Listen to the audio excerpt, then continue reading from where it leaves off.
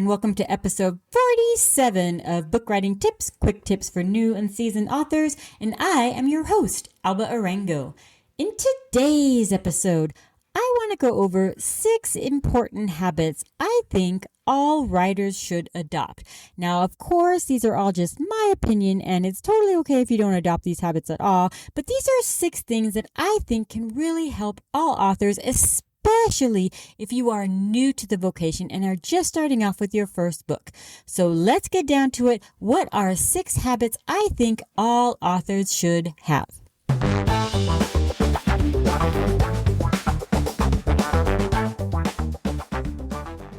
Alrighty then, today's episode will be in 2 parts as always. In part 1, I'm going to talk about 3 physical habits I think all authors should consider doing. And then in part 2, I'm going to talk about 3 other habits I think would be good for authors to do. So let's get down to it. Part 1, what are some physical habits I think authors should consider doing? Well, first one I do think is kind of important, and that is to have a dedicated writing place. Now, what I mean by that is to have one place where you do most of your writing. It doesn't have to be all of your writing, because it is fun to sometimes shake it up and do something different in a totally different location. But for the most part, having a dedicated writing place really helps you focus on writing. Your body, your mind knows that when you sit down here, you are sitting here to do your writing, and it really can help you focus on concentrating on your writing. So if you are fortunate enough to have an office, a home office, and having a desk that is just for writing would be ideal. Now, not everyone has this. People who work from home often use their office as their office for work. What I mean is to have a separate place where you do your writing, if that is possible. And of course, it isn't always possible. Some people live in a one-room apartment or a one-room flat or a studio apartment where you just don't have the space to actually have just a place where you have just for writing. So if that is the case, or if your office is being used literally as an office, then here is my suggestion to you.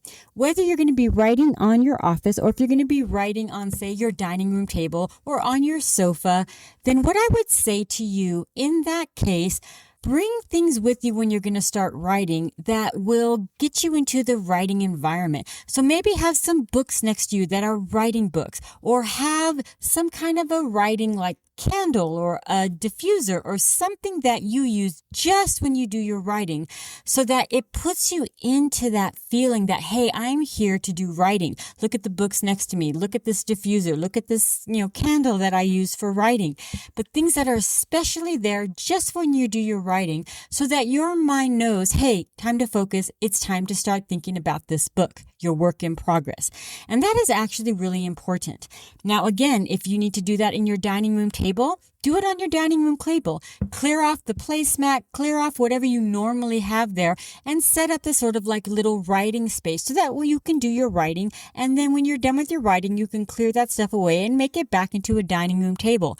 But having a writing environment is really helpful to you as an author to get you focused on doing your writing. Now, if that's just not possible at your house, like I can't write at my house, I've got, the kids are running around or whatever, and my husband says, it's okay for you to go away and, do the writing at the library or at a coffee shop or whatever, then that's what you need to do. Now, I am going to warn you, if you're using a coffee shop as the place where you do your writing, as for me personally, I love writing in coffee shops.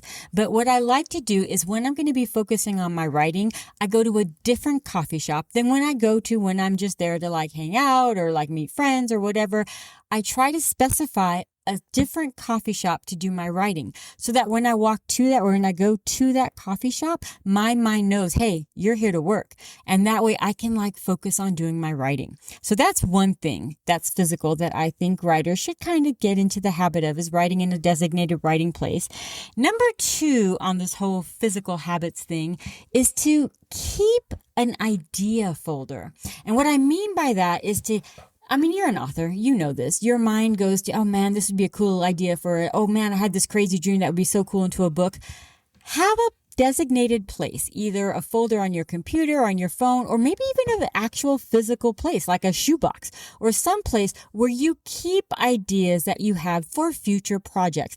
Because if you're counting on your mind to remember that dream you had last night, yeah, it might be active in your mind for the next, week, but after that, it's going to be gone, or at least faded. But if you write down that idea either on your computer or on your phone or on a sticky note or on a piece of paper and put it in a folder, you have that idea. So maybe a year from now or 2 years from now, when you want an idea for, say, a short story competition or something, you can go to your ideas folder and look at ideas you've written. And it's super cool to sometimes when you go back and look at them, you're like, oh my gosh, yes, I remember that dream. Oh my gosh, that was crazy. And it will come back vividly in your mind. So you want an idea folder. And FYI, just to give you a little heads up for next week, I'm actually going over different writing competitions and places where you can go to find different competitions or different places to submit short stories. So be sure to be here next week, or at least, be on the lookout for next week's thing, because I'm going to give you some resources of where you can go to maybe actually submit some of your short pieces. And you know what? The idea folder would be a good place to get the ideas to write those short pieces. So keep an idea folder with you, not with you at all times. You're going to be carrying your shoebox around with you, or maybe you are, hey, to each his own. But have a place where you keep your ideas all the time so that you have a place to turn to when you need ideas in the future. And my last but not least physical habit I think authors should have is to get into the habit of writing notes to yourself on your work in progress. And I know that kind of sounds weird, but it is a great tool for you. As you're writing, your author bends down to tie their shoelace, and then maybe later on they bend down to tie their shoelace again. And you know what? Why are they bending down to tie their shoelaces? Is there a problem with their shoelaces? Is one shoe always coming undone? I know I have a pair of shoes where literally always my right shoe always comes undone. I don't know why. I have to double knot so that it doesn't come undone. And that can be just a little extra thing that you add to your book to give a little bit more character development, to add a little bit of something to your story. But writing notes to yourself as you're going through your work in progress is a great tool for authors to use that I think a lot of authors neglect to do. And it's very powerful. I mean, it's been really helpful for me at any rate. Now, I do sticky notes. And I do them sometimes when I do my writing. I'll just jot something down on a sticky note and put it to the side and then maybe come back to it later. But if you're using a writing software like Scrivener, I like sticky notes, so I'm really prone to sticky notes, but Scrivener actually has this as a feature. Word has this as a feature too, by the way. You can actually add like notes to the side on your Word document. I tend to not look at them. So that's why sticky notes work better for me. But most of you are probably much more tech savvy and used to this now. And Scrivener is, of course, great about that. And I'm sure Pro Writing Aid has this as a feature as well. Word is a little more complicated, but the others are easier to use, in my opinion, when it comes to writing notes on the side. But get into the habit of writing yourself notes, just jotting things down that you think of as you're writing so that you can just think of, put it to the side and keep going with your work in progress. And then come back to the sticky notes later when you have a little bit more, downtime in your writing. So before I get to part 2 and 3 other habits, including, I think, the most important one of all 6, I'm going to talk about the crazy law / writing prompt. And if you're new to this show, every week I give you a crazy law, and this is a law that was once upon a time a real law in history. And your challenge, should you choose to accept it, is to write a story based on that law, just to kind of flex those writing muscles and give you a break from your work in progress. So here we go, this week's crazy law. In the state of Kentucky, state law maintains that a person is sober until he cannot hold on to the ground. Now, I am guessing that this law was probably in effect before automobiles became a thing, but I don't know for sure. So there you go. There's your whole writing prompt for the day, why they made that a law, or a funny story that goes along with that. So now you have your challenge for the week. So let's get to part 2 and 3 other habits I think writers should consider doing as part of their regular routine. Here we go. First one. And this to me is probably the most important habit I think all authors, even if you are a brand new author and this is your first book and you're just getting ready to write chapter 1, I think this is something that really is going to help you adjust to the fact that you are an author. Here we go. Start referring to yourself as an author first. And what I mean by that is chances are the vast majority of you out there, unless you're retired, the vast majority of you have a job. You have a day job, and then you write when you can. So start referring to yourself as an author first. So when you meet someone, you go get a massage or you go to the doctor or whatever, and they're like, so what do you do for a living? You should be saying, I'm an author. And then I also, I teach as a day job. But start referring to yourself as an author first, not the other way around. Not you're a teacher and then, oh yeah, I'm also an author. Start referring to yourself as an author first. People will hear that, and then from now on, when they see you, they're going to ask about your book.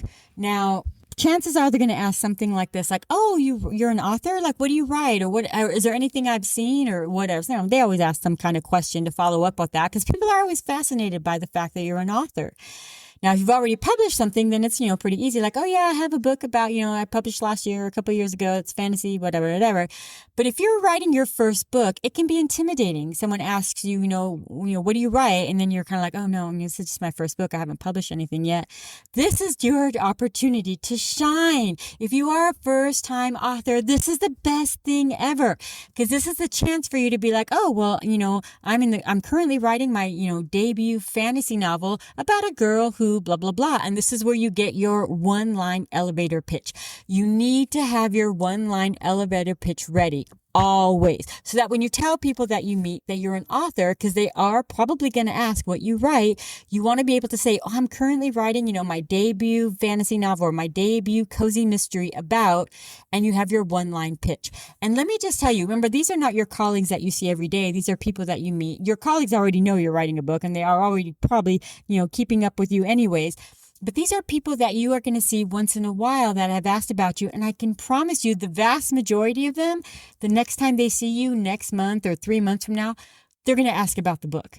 And so you are going to want to say, oh yeah, I'm halfway through the book now, or I'm this, because these people are keeping up with your writing. And the chances are when you finally publish your book, they're probably going to buy a copy because you've been keeping them in the loop. They've been asking about it and you've been keeping them in the loop. That's why it's so important for you to be sure when someone asks you what you do for a living that you throw out there first that you're an author and then you talk about your day job.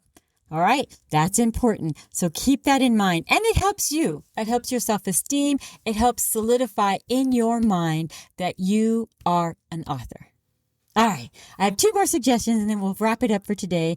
Suggestion number 2 is, I know I've talked about this before, but in case you haven't heard these, set realistic writing goals. And I cannot emphasize how important that is. I've actually dedicated 2 of my previous episodes to setting realistic writing goals because they are that important. If you want to get your novel done, you need to have a writing goal. And it could be time, it could be a word count, it can be whatever. Go back and listen to the episodes I've already done on this. But setting a realistic writing goal is how you get through to finish your novel. That is like the biggest help I can give you to getting that novel done. And the last thing I'm going to have, my 3rd habit I'm going to give you, or last of the 6 habits I'm going to give you, is protect your writing time. And I just saw this somewhere and I can't remember where I saw this, to protect your time. And I wish I could remember where I saw it because I wish I could give credit to whoever it is. Protect your writing time. Think of your writing time whenever it is. If it's just a half hour at 9:30 at night, you told your family from 9:30 to 10 is my writing time. Protect that time. Yes, your kids are going to need to, get their homework done. I know that. And you can tell them, we'll work on your homework before 9:30. We'll work on your homework after 10 o'clock. But from 9:30 to 10 is my writing time. And once you stress how important that time is to everyone else, and everyone else knows how important that time is, protect it. All right, protect it. That's my, only half hour I have in the whole day to write, and I'm going to write during that time. And it is important for you to think of that time as important because it is. Don't schedule, if your writing time is from 4 to 4:30, don't schedule, doggy daycare time. Don't schedule, your appointments, massages, your doctor's appointments. That is your designated writing time, and treat it like an important appointment. All right. You wouldn't just, blow off, your doctor's appointment. You wouldn't blow off some, time that you scheduled for anything. So don't blow this off either. It's important to you. Now, that's it for this week. I hope you enjoyed and I hope it's given you some ideas to think about. Remember, these are not set in stone. These are my ideas that I think are important for every author to do. Not every author is going to agree with this, and no should they. If it doesn't work for them, it doesn't work for them. And if it doesn't work for you, it doesn't work for you. But these are 6 things that work for me. So make sure to stay tuned next week because I do want to go over some places that you can look at to maybe get some writing credits, some contests to maybe enter, and they're always fun to do, and some maybe places where you can use some of those ideas in your idea folder. So be sure to stay tuned next week. Remember, I drop a new episode every single Wednesday. If you enjoy this show, please give the show a like. Please subscribe, follow wherever it is you are listening to me. I hope you choose to follow me. And until next week, stay safe. And I wish you all a wonderful, wonderful beginning of spring.